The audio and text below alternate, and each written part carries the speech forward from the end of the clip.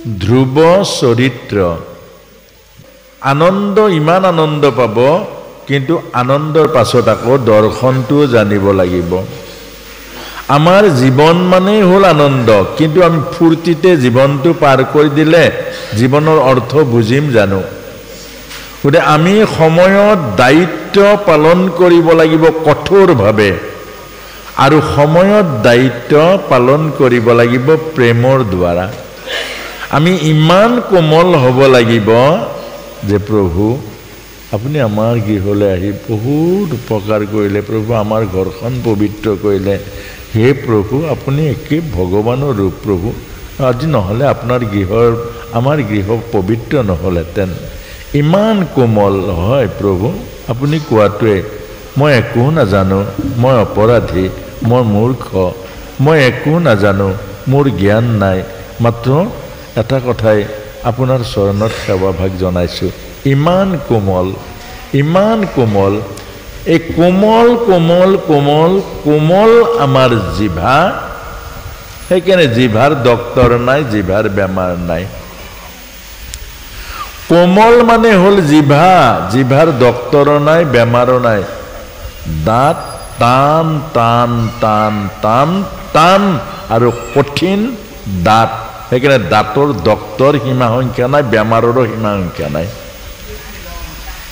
সেইকাৰণে টান মানুহৰ বেমাৰ ঢেৰ ঢিলা মানুহৰ বেমাৰ নাই সৰু সৰু কথাত লাগি ধৰে এই স্বভাৱটো বৰ বেয়া আকৌ যি মানুহে সৰু সৰু কথাত লাগি ধৰে তাৰ সংসাৰখনো সুখৰ নহয় এই স্বভাৱটোৱে ঘৈণীয়েকৰ লগতো লাগিব ল'ৰাটোৰ লগত লাগিব ছোৱালীজনীৰ লগত লাগিব সৰু সৰু কথা আপুনি আহোঁতে যেনিবা ইয়াত মাতষাৰ নিদিলে যদি ধৰি লয় কিমান ভয়ানক কথা হ'ব এইটোৱে বুজাইছে আপোনাৰ সুশান্তি হেৰাই যাব টোপনি হেৰাই যাব মই হেন মানুহটোক কালি মই নামঘৰলৈ গ'লো ইহঁতে মোৰ চলনা কৰিছে ইহঁতে লবি বনাইছে মোক নহ'লে কালি কেলেন মাত নিদিলে ইহঁত তিনিটাই কয় হেৰৌ মাত দিব লাগিব বুলি যিটো তাত কিবা লেখা আছে নেকি আপুনি আহিল বুলি দৌৰ মাৰি যাব লাগিব বুলি তাত লেখা এই কথাটো আমাক বুজাইছে সেইদিনা কিজানি মনটোৱে বেয়া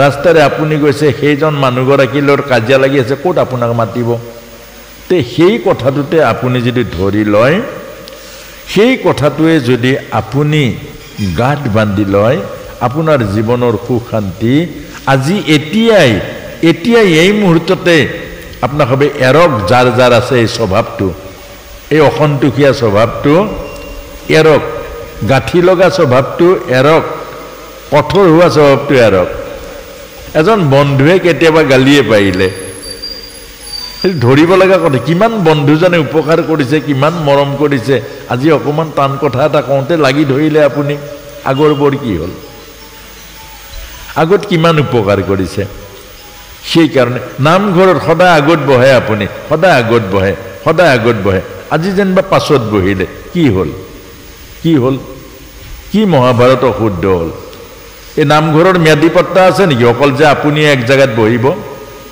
আপুনি কেলে ধৰি ল'লে এই জাগাখন মোৰ বুলি আপোনাৰ পট্টা আছে আৰু আপুনি নিজে নিজে ধৰি ল'ব আৰু নিজে নিজে যত এটা লগাই ল'ব লৈ পেলাই যে নামঘৰৰ ৰাইজ বেয়া মই সেইখিনি জাগাত সদায় বহো আজি বেলেগ এটাক বহাই দিছে লাগিল লেঠা নামঘৰত একো নহয় আপোনাৰ সুশান্তি হেৰাই যাব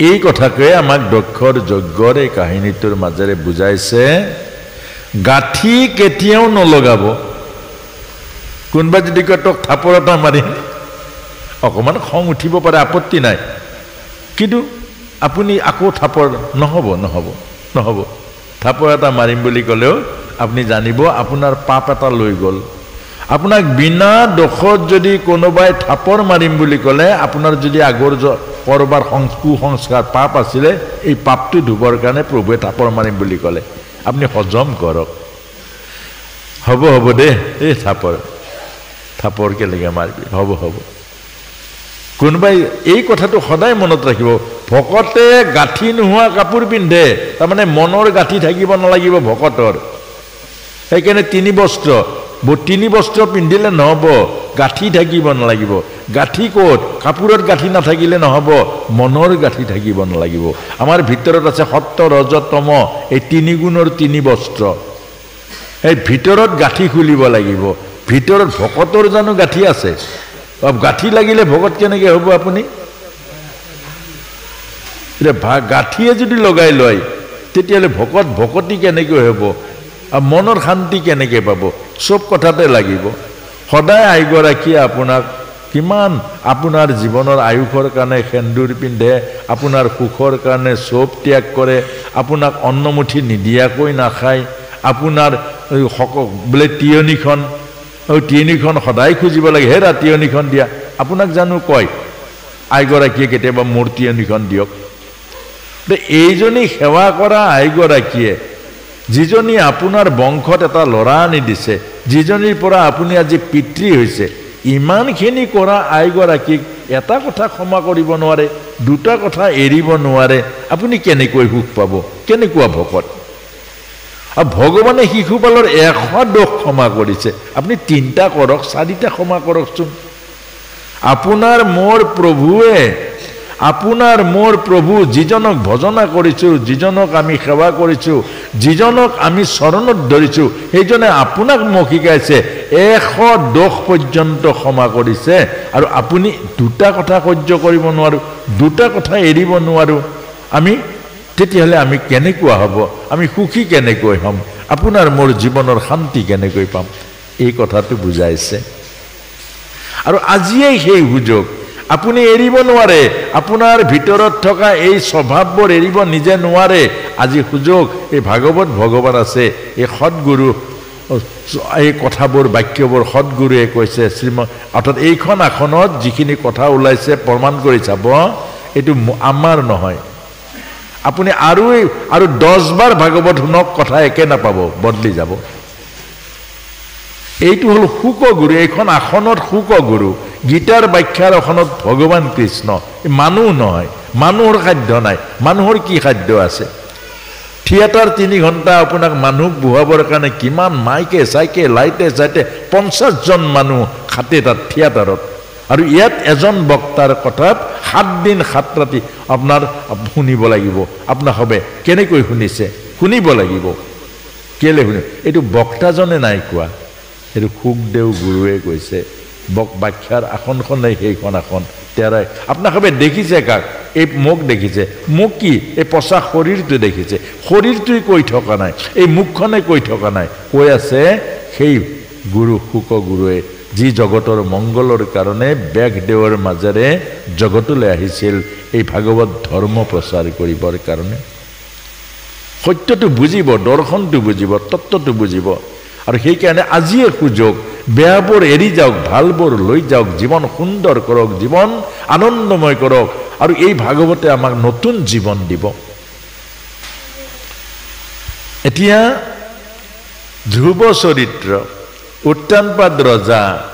উত্তানপাদ ৰজাৰ দুগৰাকী পত্নী ডাঙৰ গৰাকী ধ্ৰুৱ মাক আৰু ধ্ৰুৱ নাম হল সুনীতিৰ নিচিনা এজনী ভাৰ্যা থাকোতে ধ্ৰুৱৰ নিচিনা এটা পুত্ৰ থাকোতে আৰু এজনী বিয়া পাতিবলৈ মন যাব লাগে জানো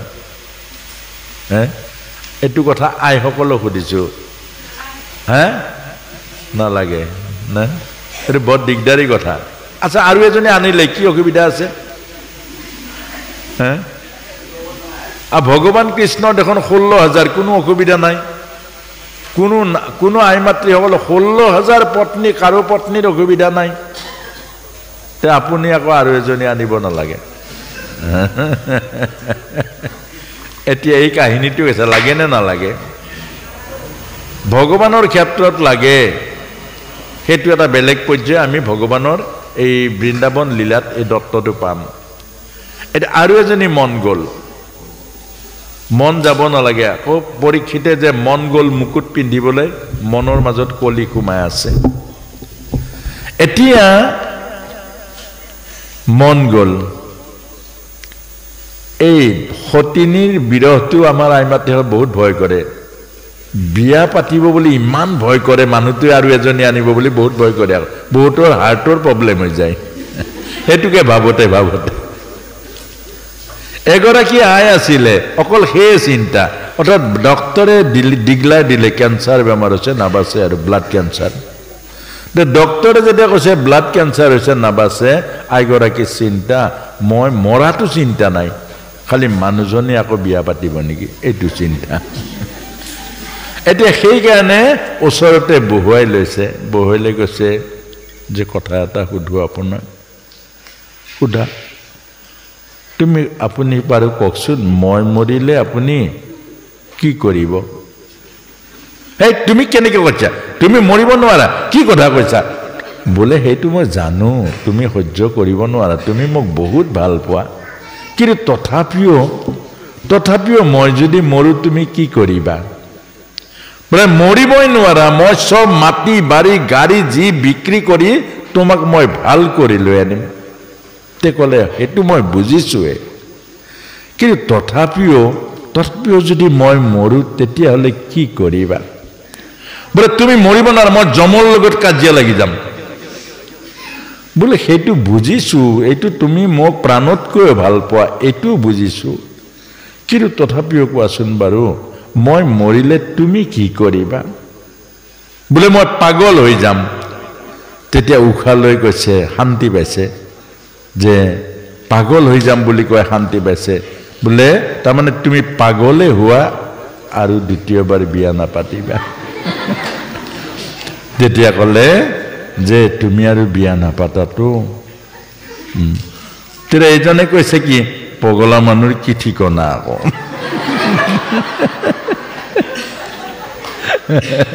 পগলা মানুহৰ কেনেকুৱা লাগিলে বাৰু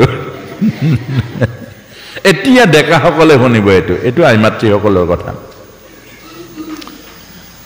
এতিয়া ডেকাসকলৰ কথাটো হ'ল কি আচ্ছা কথা আপনা খবৰ কাহিনী কৈ আছো এইটো উত্তানপাত ৰজা মানে আপনা খব জীৱনৰ কাহিনী আপনা খবৰ আমাৰ জীৱনৰ কাহিনী আছে ভাগৱতত জীৱন কাহিনী যিদিনালৈকে দৰ্শনৰ ব্যাখ্যা নহ'ব ভাগৱত শুনি কাহিনী শুনি মুখস্থ কৰি লাভ নহ'ব এতিয়া উত্তানপাত ৰজাক এটা আকৌ চৰ্ত দিলে অৰ্থাৎ আপোনাক সবে নিজৰ গাত ল'ব বিচাৰ কৰিব কি চৰ্ত দিলে যে তুমি বিয়া পাতিলে মই বিয়া হ'ম তোমাৰ ওচৰত যাম কিন্তু আগৰজনী ভাৰ্জাৰ পুত্ৰ তুমি তোমাৰ লগত ৰাখিব নোৱাৰিবা চোৱা পাতনিত ৰাখিব লাগিব আচ্ছা আমাৰ ডেকাসকল কৈছে এইটো কথা মানিব লাগিছিলে জানো আমাৰ ডেকাসকলে কওক যুৱক আপোনাক যেনবা এনেকুৱা এটা প্ৰস্তাৱ দিলে এগৰাকী কন্যাই আপুনি মানিব জানো নিজৰ ঔৰকজাত এটা সন্তান আছে সেই সন্তানটো উলিয়াই দিব লাগিব নিজৰ অৰ্ধাংগিনী এজনী পত্নী আছে সেই পত্নীগৰাকীক লগত ৰাখিব নোৱাৰো চোৱা পাতনিত ৰাখিব লাগিব এইটো মানিব নে নামানিব আপোনাৰ হবে বাৰু এজনে কৈছে নামানো ধেমালি নকৰিব এইটো কথা ভাগৱতৰ কথাত নাহাঁহিব তাৰমানে ৰস ল'ব কিন্তু নাই ভাগৱতৰ কথাবোৰ হ'ল প্ৰভুৰ কথা দিব্য কথা কাহিনীবোৰ সেইকাৰণে কওঁ অকণমান হাঁহিবলৈ মনটো পাতল কৰিবলৈ এতিয়া আমাৰ সকলোৱে এবাৰ গভীৰভাৱে চিন্তা কৰক নামানো নহয়নে কিন্তু এতিয়াতো মানি আছে আনকি মাক বাপেককে বৃদ্ধাশ্ৰমত থৈছে পত্নীৰ কথাত এই নামানিবৰ অৰ্থাৎ কথাটো বুজিবৰ কাৰণে হৃদয়ংগম কৰিবৰ কাৰণে কাহিনীটো দিছে উত্তানপাত ৰজাই মানিলে এইটোৱে হ'ল মানিলে এটা মনা কাৰণে এতিয়া উত্তানপাত ৰজাৰ অৱস্থাটো ক'ব উত্তানপাত ৰজাই মানিলে এতিয়া কেলে মানিলে যি পুৰুষে কামক নিয়ন্ত্ৰণ কৰিব নোৱাৰে সেই পুৰুষে মানি লয় নিজৰ ভিতৰত থকা যিটো কাম শক্তি প্ৰবল কাম শক্তি এই কাম শক্তিক যি পুৰুষে নিয়ন্ত্ৰণ কৰিব নোৱাৰে এই পুৰুষেই মানি লয় যিকোনো চৰ্ত মানি লয় আপোনাক সবে দেখিছে এজন মহান আসনত থকা পুৰুষ চৰিত্ৰহীন হৈ যায় জগতৰ চকুত কেনেকুৱা অধপতনলৈ গুচি যায় এই সমাজত ছবিখন দেখি আছেন নাই এই কাহিনীটো ছবিখন নহবৰ কাৰণে আজি এজন পুৰুষৰ চৰিত্ৰ স্খলন হোৱাৰ লগে লগে গোটেই বংশলৈ কলংক হয়, গোটেই বংশটো অভিশপ্ত হৈ যায় আৰু নিজেও নাক উলিয়াব নোৱাৰা হৈ যায় আৰু নিজেও জীৱনৰ সৰ্বস্ব পুণ্য আৰু আসনৰ মৰ্যাদা হেৰুৱাই পেলায়। এইটোৱে হ'ল মায়া। সেইকাৰণে আমাৰ ডেকাসকলক কৈছে 12 বছৰৰ পৰা ব্ৰহ্মচৰ্য সাধন কৰক, ইন্দ্ৰিয় নিয়ন্ত্ৰণ কৰক, কাম শক্তিক হাতৰ মুঠিত লওক। যদি সেই নহ'লে নোৱাৰিলে কামে আপোনাক কলৈ লৈ যাব, কামে আপোনাৰ জীৱনৰ অধগতি আনি দিব। চৰিত্ৰ যদি স্খলন হৈ যায় আপোনাৰ সন্তান ভৱিষ্যতে ভাল সন্তান নহ'ব। কেলে চৰিত্ৰহীন পুৰুষৰ বীৰ্য শক্তি নাভিৰ তলত থাকে। যি পুৰুষৰ চৰিত্ৰ ধৰি নাৰাখে, চৰিত্ৰ স্খলন হৈ যায়, চৰিত্ৰ নষ্ট হৈ যায়, সেই পুৰুষৰ বীৰ্য শক্তি মানে সৃষ্টি শক্তি মানে ব্ৰহ্ম শক্তি সি নাভিৰ তলত আহে। আৰু সেই নাভিৰ তলৰ বীৰ্য শক্তিৰ দ্বাৰা যিবোৰ সন্তান জন্ম পায় সেইবোৰ সন্তান প্ৰেতলোকৰ পৰা আহে। এই আজি যিবোৰ সন্তান জন্ম দিছে আপোনাক হবে বাপেকক নামানে, পুতেকক ধৰ্ম নামানে, পাপ পুণ্য বুজি নাপায়, বাপেকক দৰকাৰ হ'লে বৃদ্ধাশ্ৰমত থয়, মাকক শাস্তি দিয়ে। ভাত কেলে নহ'ব?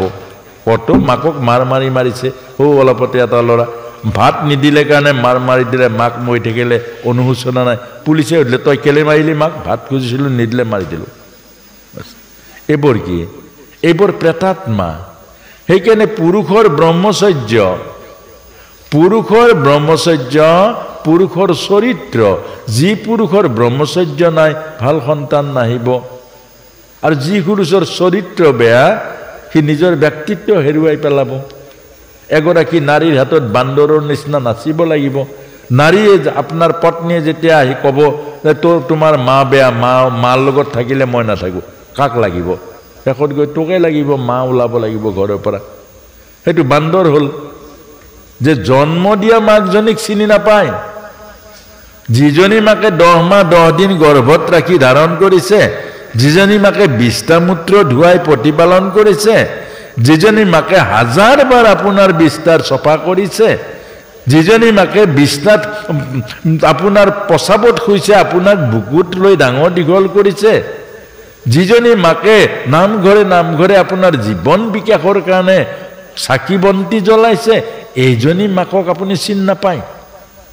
যে দুদিনীয়া ভাৰজাৰ কথাত আপুনি মাকক উলিয়াই দিয়ে, মাকক বৃদ্ধাশ্ৰমত থৈ দিয়ে, আপুনি বান্দৰ। এইটোকে কৈছে। যি পুৰুষৰ চৰিত্ৰ স্খলন হ'ল, যি পুৰুষৰ ব্ৰহ্মচৰ্য নষ্ট হৈ গ'ল, সেই পুৰুষ তিৰতাৰ হাতত বান্দৰৰ নিচিনা হৈ পৰিব। যেনেকে নচুৱাই তেনেকে নাচিব লাগিব। আৰু সেই কথাটোৱে আমাৰ উত্তানপাদ ৰজাৰ জীৱনত ভাগৱতে লীলা কৰি দেখুৱাইছে যে সেই সুৰুচিৰ এটা সন্তান হ'ল, নাম হ'ল উত্তম। এতিয়া উত্তমক ৰজাই সদায় কোচত লয়, আৰু উত্তমক ৰজাই যেতিয়া সদায় কোচত লয়, এদিন ধ্ৰুৱটো পুত্ৰ, ধ্ৰুৱৰো পিতৃ, তাই উঠিবলৈ মন যায় কোলাত। আৰু এই মন যোৱাটোৱেই আহি এদিন হাত মেলিলে দেউতাকৰ কোচত উঠিবৰ কাৰণে। আৰু সেই দেখিলে চুকত সুৰুচি থিয় হৈ আছে। এজন ৰজা, ৰাজ ক্ষমতা থকা ভাৰতবৰ্ষৰ ৰজা এজন ইমান দুৰ্বল হৈ গ'ল, তিৰতাজনীৰ ভয়ত নিজৰ ঔৰকজাত পুত্ৰক কোলাত ল'বৰ সাহস নকৰিলে। এইকাৰণে সাৱধান, এই যুৱকসকলক কৈছো সাৱধান, চৰিত্ৰ আৰু ব্যক্তিত্ব নষ্ট নকৰিব, কৰিলে আপোনাৰ জীৱনত তেনেকুৱাই হৈ পৰিব। ইমান শক্তিধৰ এজন ৰজা এজনী তিৰতাৰ ওচৰত কেনেকুৱা দুৰ্বল। সেইকাৰণে কাম জিনক, কামক নিয়ন্ত্ৰণ কৰক, কামক ৰামক জন্ম দিব। আজি বৰ্তমান গাঁৱৰ সমাজৰ যুৱকসকলৰ চৰিত্ৰ যিমান স্খলন হৈছে, কাক লৈ আপুনি সুন্দৰ সুখৰ সপোন দেখিব? নামঘৰ কোনে চলাব? চৰিত্ৰহীন যুৱকৰ যদি সন্তানবোৰ প্ৰেতলোকৰ পৰা আহে, প্ৰেতলোকৰ পৰা অহা সন্তানে নামঘৰলৈ আহিব, প্ৰসাদ খাবলৈ আহিব, নাম গাবলৈ নাহে। পেটলোকৰ পৰা অহা সন্তানে আপোনাৰ ভাগৱতলৈ আহিব, ভাগৱত শুনিবলৈ নাহে, গৰম প্ৰসাদ খাবলৈ আহিব। গতিকে মনত ৰাখিব, সাৱধান। এজন পুৰুষৰ চৰিত্ৰ আৰু ব্যক্তিত্ব হ'ল মূলধন। কেইখন গাড়ী আছে সেইটো ডাঙৰ কথা নহয়, কেইপুৰা মাটি আছে সেইটো নহয়। আপোনাৰ মাজেৰে এটা ভাল সন্তান, সৰগীয় গুণযুক্ত সন্তান, দৈবিক কৃপাযুক্ত সন্তান নমাই আনিব পৰা কেপাচিটি আছে নাই, এইটো ডাঙৰ কথা। আজি শ্ৰীমন্ত শংকৰ গুৰুজনাক নমাই আনি 600 বছৰ, প্ৰায় 600 বছৰে অসমৰ শান্তিৰ এই পবিত্ৰ বৈকুণ্ঠৰ নামঘৰ দিলে আপোনাক। আজি নামঘৰবোৰ নথকা হ'লে, আজি গুৰুজনা নহা হ'লে, আজি সেই শ্ৰীমন্ত শংকৰ গুৰুক জন্ম নিদিয়া হ'লে আজি নামঘৰ বিহীন আজি অসমীয়া জাতিটো কি হ'লহেঁতেন এবাৰ ভাবক, চকুমুদি ভাবক। আৰু সেই কথাটোৱে আমাক বুজাইছে। উত্তানপাদ ৰজাই হাত মেলিব নোৱাৰিলে আৰু সুৰুচিয়ে ধ্ৰুৱক তিৰস্কাৰ কৰিলে। কাৰ কোলাত বহিবলৈ ওলাইছ? ৰজাৰ কোলাত। ৰজাৰ কোলাত বহিলে ভাগ্য লাগিব, ভাগ্য লাগিব। আৰু সেই হতভাগিনীৰ গৰ্ভত জন্ম হৈ তই আজি ৰজাৰ কোলাত বহিবলৈ আশা কৰিছ? আঁতৰ হ। কেতিয়াবা মোৰ গৰ্ভত জন্ম হবি, আৰু মোৰ গৰ্ভত জন্ম হলেহে ৰজাৰ সিংহাসনত বহিব পাৰি। কিমান মৰ্মঘাতী কথা, কিমান এজনী নাৰী হৃদয়হীন হলেহে এনেকুৱা কথা কব পাৰে। আৰু সেই কাৰণে ধ্ৰুৱক এইবোৰ তিৰস্কাৰ কৰাৰ কাৰণে, আনৰ ল'ৰাক কষ্ট দিলে, আনৰ ল'ৰাক এনেকৈ ব্যৱহাৰ কৰিলে, আনৰ ল'ৰাৰ অনিষ্ট চিন্তা কৰিলে, আপোনাক মোক বুজাইছে সুৰুচিৰ সন্তান ধ্ৰুৱ যি উত্তম আধা বয়সত মৰি থাকিলে।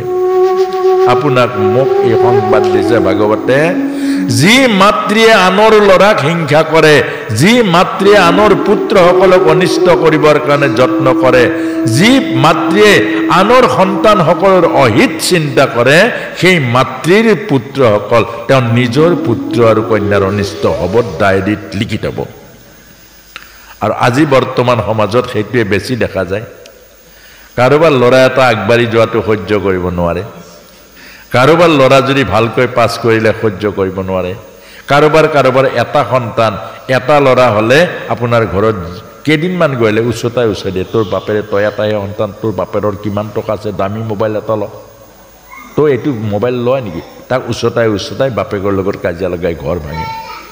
সাৱধান, আজিৰ পৰা মনত ৰাখিব, আনৰ ল'ৰা ছোৱালী অনিষ্ট কৰা আইৰ নিজৰ সন্তান অনিষ্ট হয়।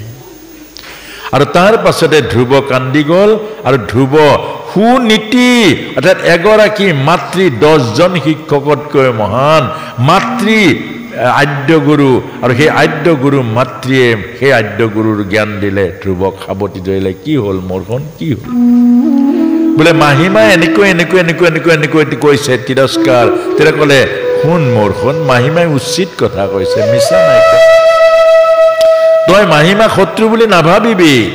কোনো কথা আপোনাৰ মোৰ জীৱনৰ কাৰণে কোনো কথাই কষ্টদায়ক নহয়, সুখদায়ক। প্ৰতিটো জীৱনৰ সমস্যা আহে আপোনাক মোক উদ্ধাৰ কৰিবলৈ, আগবাঢ়িবৰ কাৰণে। আজি যি সুৰুচিয়ে ধ্ৰুৱক গালি নাপাৰিলেহেঁতেন, ধ্ৰুৱ আজি স্বৰ্গৰ সিংহাসন নাপালেহেঁতেন, ধ্ৰুৱলোক নাপালেহেঁতেন। আজি যীশু খ্ৰীষ্টক যদি ক্ৰুচত নিদিলেহেঁতেন, আজি যীশু খ্ৰীষ্ট ভগৱান নহ'লহেঁতেন। ক্ৰুচত দিয়া অৰ্থাৎ অন্তিম ইচ্ছা প্ৰকাশ কৰিছে, হে ভগৱান, মোক যিজনে ক্ৰুচত দিলে সি একো নাজানে, তাক ক্ষমা কৰি দিবা। এইটো ক্ষমা মানুহৰ মহাগুণ। মানুহৰ ক্ষমাটোতকৈ ডাঙৰ গুণ নাই। যি মানুহে ক্ষমা কৰিবলৈ শিকালে ঈশ্বৰৰ আশীৰ্বাদ বৰষুণ ৰূপে আপোনাৰ শিৰত পৰিব। আৰু যি মানুহে ক্ষমা ধৰ্ম নিশিকিলে সেই মানুহৰ জীৱন কণ্টকময় হৈ পৰিব। আৰু সেই ধ্ৰুৱ মাকৰ কি শুনিলে যে সত্য কথা। সত্য মানে কি? যে মাহিমাই সঁচা কথা কৈছে কিন্তু বোপাই এই ৰজাজন কালমায়াৰ বুকুত এদিন হেৰাই যাব এইখন সিংহাসন এদিন কালমায়াই শেষ কৰি দিব আৰু এজন ৰজা আছে আৰু সেই এজন ৰজা আছে সেইজন আৰু এখন সিংহাসন আছে সেইজন ৰজা সেইখন সিংহাসন যদি তই পাব পাৰ কালমায়াই কাহানিও নষ্ট নকৰিব যা অৰণ্যলৈ যা সাধনা কৰগৈ সেই ভাৱনাৰ মাজেৰে সেইখন আসন পাবলৈ সেইজন ৰজাক পাবলৈ এই সুযোগ ওলাই যা উলিয়াই পঠিয়াই দিলে 5 বছৰীয়া ধ্ৰুৱক পঠিয়াই দিলে অৰণ্যৰ মাজলৈ তপস্যা কৰিবৰ কাৰণে আপোনাৰ সন্তানটোক আজি সংকল্প কৰক আজিৰ পৰা মোৰো সন্তানটোক আধ্যাত্মিক অৰণ্যত পঠিয়াব নালাগে আপুনি অন্তত বোপাই কালি ভাগৱত শিকিলো বোপাই দেখিলে আজিৰ পৰা মই কাণ ধৰিছো কোনো গাঁৱৰ ল'ৰা ছোৱালীক মই কেতিয়াও বেয়া নেদেখো বোপাই আজিৰ পৰা তয়ো আধ্যাত্মিকতা হ প্ৰভুৰ নাম ল প্ৰভুক পাবৰ কাৰণে ঈশ্বৰৰ চৰণ নাপাহৰিবি ধৰ্ম এইবোৰ আতুৰ হওক ভয় কৰক সেইকাৰণে আপোনাক কৈছে ভাগৱতে কথা শুনিলে মানুহে কান্দিব লাগিব ভাগৱতৰ কথা শুনিলে উদ্বাউল হ'ব লাগিব নিজৰ ভুলবোৰ উগুল ঠুকুল হ'ব লাগিব ভুলবোৰে আহি হেঁচা মাৰি দিব প্ৰায়শ্চিত্ত হ'ব লাগিব ইয়াত 10 বাৰ প্ৰভুৰ চৰণত মনৰ দ্বাৰা সেৱা কৰিব লাগিব প্ৰভু অজানিতভাৱে ময়ো বহুত ভুল কৰিছোঁ প্ৰভু মোক শুদ্ধ কৰা কিন্তু আমাৰ সেইখিনি কথা নহয়গে আমি অকল তাৰ মাজতে কাৰোবাৰ দোষ দেখো কাৰোবাৰ কথা দেখো কাৰোবাৰ কিবা এটা হয় সেইকাৰণে মনত ৰাখিব ধ্ৰুৱ ওলাই গ'ল অৰ্থাৎ যি সন্তান ঈশ্বৰমুখী হ'ল সি অমৰ সন্তান হ'ল তাক কোনে মাৰিব যি সন্তান ঈশ্বৰমুখী হ'ল আৰু যি সন্তান অহংকাৰী হ'ল সি নিজে মৰিব যোৱাকালি শিকাইছিলোঁ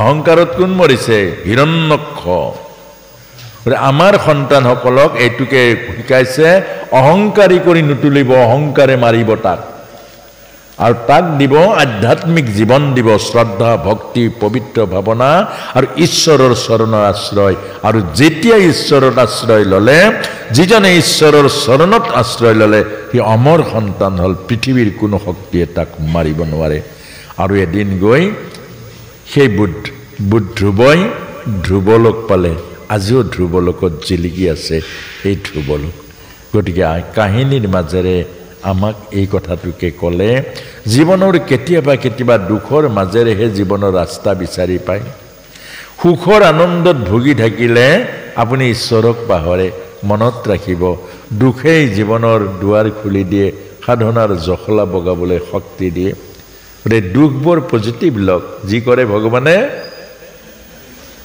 বলো যি কৰে ভগৱানে ভালে কৰে এতিয়া এয়া হ'ল ধ্ৰুৱ চৰিত্ৰ এইবোৰ শিক্ষাবোৰ ল'ব এই কথাকে কৈছোঁ আমি নাহৰকটীয়াৰ এই অঞ্চলৰ কছাৰী গাঁও এইবোৰ আহোম গাঁও পানীৰ মাজতে থাকে আৰু সেইবোৰ গাঁও আধ্যাত্মিক আদৰ্শ গাঁও হ'ল বক্তাজনৰ দোষ নেদেখিব অৰ্থাৎ বক্তাজনৰ দোষটো নেদেখিব অকল আমি যদি উপদেশ দিয়া বক্তাজনৰ দোষটো দেখো তেতিয়া দেখিব এই গুণবোৰ নেদেখিব অৰ্থাৎ ভগৱান কৃষ্ণৰ গাত দোষ দেখাৰ কাৰণে শিশুপালে গুণবোৰ নেদেখিলে কিন্তু ভগৱানে শিশুপালৰো উপকাৰ কৰিলে মনত ৰাখিব আমাৰ প্ৰায় সমাজত কি হয় বক্তাজনৰ দোষ দেখে গাত লাগে কথাবোৰ কেতিয়াবা গাত লাগি কয় যে প্ৰভু এনেকুৱা কথা সমাজত নকবচোন কোনোবাই বেয়া পাব আপোনাসবে বেয়া পোৱা ভাল পোৱা মোৰ ইয়াত বিচাৰ্য কৰিব নাপায় এইখন আসনত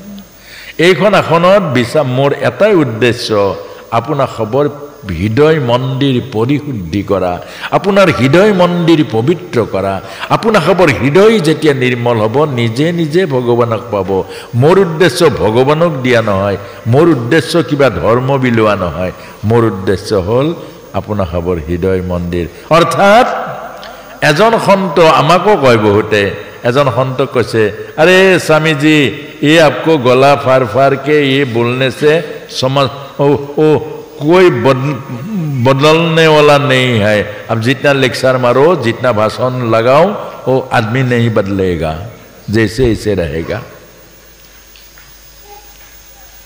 ते স্বামীজি ভাবিলে এই কথাটো কিন্তু ঠিকেই কৈছে, ডেকা ল'ৰা আছিলে কোৱাজন ঠিকেই কৈছে যে ভাগৱত বদলি আছে, যে ভকত বদলা নাই, যিমান ক'লেও নবদলে।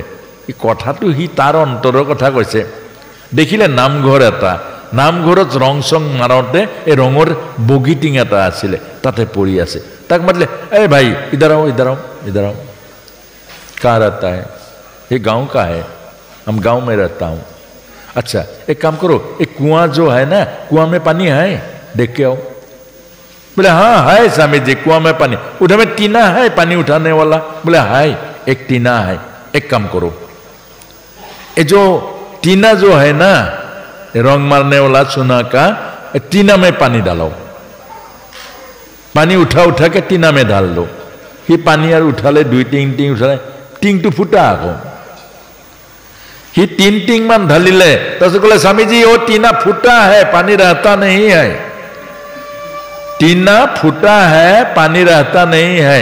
अरे तुम्हारा काम पानी डालो ना, फूटा मत देखो, पानी डालो।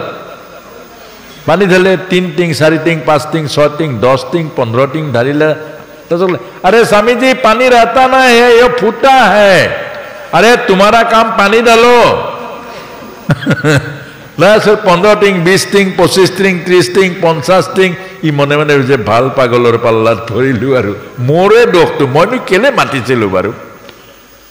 মইতো ক'ব নালাগিছিলে যেনে গোলাফাৰক চিঞৰি থাকক, বক্তব্য দিয়ক, মোৰ কি দৰকাৰ আছিলে? দে কৈ মই জত লগাই দিলোঁ।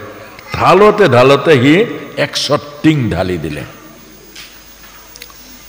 তেতিয়া কৈছে अरे बेटा ले आओ, ओ टीना उठा के ले आओ। अहिले क्या हुआ? बोले कुछ नहीं है, पानी रहता नहीं, फूटा है। फूटा तो है, लेकिन क्या हुआ? इस साहिब से क्या हुआ? ओ काम এটা হল আকৌ, এই লাগি থকা চুনবোৰ মামৰ গল গল, পানী কিন্তু ৰোৱা নাই। এই লাগি থকা মামৰবোৰ চুনবোৰ এৰা খাই গল, টিংটো চফা হৈ গল। ते बोले स्वामी जी एक काम हुआ। बोले क्या हुआ? जे मामर जो लगा था ना, वो साइड में जो मामर था, लेतरा था, वो निकल गया। अरे बेटा ये काम हम करता हूँ, ये काम तो मैं करूँ। ए मानुहर भितरत थका मामर बोर, मानुहर भितरत थका अभिमान बोर, मानुहर भितरत थका अहंकार बोर गुचाब पारिले मोर काम हो যাব। এলে কাণ ফুটাই এইফালে শুনি এইফালে যায়। এই টিংটো ফুটা নহয়, মানুহৰ কাণটো ফুটা, এইফালে শুনে সেইফালে ওলাই যায়। তাৰ পৰা লাভ এটা হ'ব কি? কোনো বক্তা ঈশ্বৰ দেখুৱাব নোৱাৰে, ঈশ্বৰক পোৱাব নোৱাৰে, কিন্তু মামৰবোৰ গুচাব পাৰে। যোৱাকালি ফোন কৰিছে ইউটিউব চেনেল চাই নগাঁৱৰ পৰা পুলিচ অফিচাৰ এজন। बोले प्रभु आपनार यूट्यूब चैनल तो चाइसो, मोर तो चैनल नाई, आमार जेनेक मोर भाइटिए एनेकुवाई करे आरो तेरे कैसे आपनार यूट्यूब चाई चाई मैं सम्पूर्ण निरामिष हो गलो, मोर जीवन सब परिवर्तन हो गल, मैं पुलिस करूँ। এইটোৱে অৰ্থাৎ নিজেহে ভগৱান অনুভৱ কৰিব লাগিব, নিজে আধ্যাত্মিকতাৰ জখলাত উঠাব। এজন বক্তাই মাত্ৰ মামৰটো গুচাই দিব পাৰে।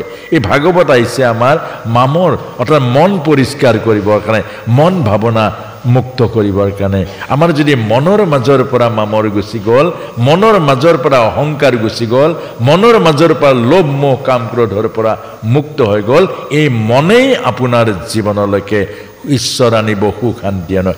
মন সংগা কাচুতি মে গংগা। মন যদি পবিত্ৰ হ'ল, হাতৰ মাজতে মনৰ মাজতে গংগা আছে, আৰু মন যদি লেতেৰা হ'ল গংগাত 8 বাৰ ডুব মাৰক, কাম নাই। মন যদি পবিত্ৰ হ'ল, নামঘৰত আহক বা ক'ৰবাত ৰাস্তাত যাওক, আপোনাৰ ভক্তিৰ লগত থাকিব। আৰু মন যদি লেতেৰা, নামঘৰত আহিলেও ভক্তি হ'ব জানো প্ৰভু? এই কথাটোকে আমাক বুজাইছে। সেইকাৰণে ধ্ৰুৱ চৰিত্ৰৰ মাজেৰে আজি আমাক দায়িত্ব দিছে আই মাতৃসকলক, আজি আমাৰ যুৱ প্ৰজন্মক দায়িত্ব দিছে চৰিত্ৰ স্খলনৰ ব্যক্তিত্ব কেতিয়াও নেহেৰুৱাব। নাৰীৰ আগত উলংঘ নহ'ব। আমাৰ ভাগৱতত সেইটোৱে পুৰুৰবাৰ মাজেৰে দেখিছে, যিদিনা আপুনি নিজৰ পত্নীৰ আগত উলংঘ হ'ব অৰ্থাৎ মুকলি হৈ যাব, সিদিনা আপোনাৰ পত্নী কেনেকৈ উলংঘ হয় মানুহ কথাটো বুজিব। আকৌ পৰমাৰ্থ কথা যে কোনোবাই আপোনাক বিচাৰি আহিছে, বন্ধু এজনে পইচা এটা পাব লগা আছে, মানুহজনীক আপুনি যিদিনা ক'ব এই নাই, মই নাই বুলি কৈ দিয়াগে, মই নাই বুলি কৈ দিয়াগে, এইটো উলংঘ। সিদিনাই আপুনি সেই মানুহজনীৰ ওচৰত ফাঁকিদাজ হৈ যাব, ফাঁকিবাজ হৈ যাব। সেইকাৰণে নিজৰ পত্নীক ভয় কৰক, ঘৰখন সুখত থাকিব। নিজৰ পত্নীৰ ওচৰত শ্ৰদ্ধা, ভক্তি, আস্থা, বিশ্বাস কেতিয়াও নেহেৰুৱাব। নিজৰ পুত্ৰ কন্যাৰ আগত বেয়া বস্তু নাখাব, নিজৰ পুত্ৰ কন্যাৰ আগত বেয়া কাম নকৰিব। সিহঁতৰ পিতৃ গুৰু বুলি আপোনাক তেতিয়া মানিব নোৱাৰিব, হাজাৰবাৰ ক'লেও নোৱাৰিব। আৰু সিহঁতৰ আগত যেতিয়া বেয়া খাদ্য খায়, সিহঁতক কাহানিও আপুনি উপদেশ দিয়াৰ পৰা অধিকাৰ হেৰুৱাই পেলাব। আপুনি কেতিয়াও ক'বনি মোৰ পিতৃ হিচাপে অকণ বেয়া বস্তু নাখাবি, কি ক'ব তয়ে খাৱ দেখোন। গতিকে সাৱধান। এই কথাখিনিৰে উত্তানপাদ ৰাজাৰ চৰিত্ৰ পাৰ হৈছে।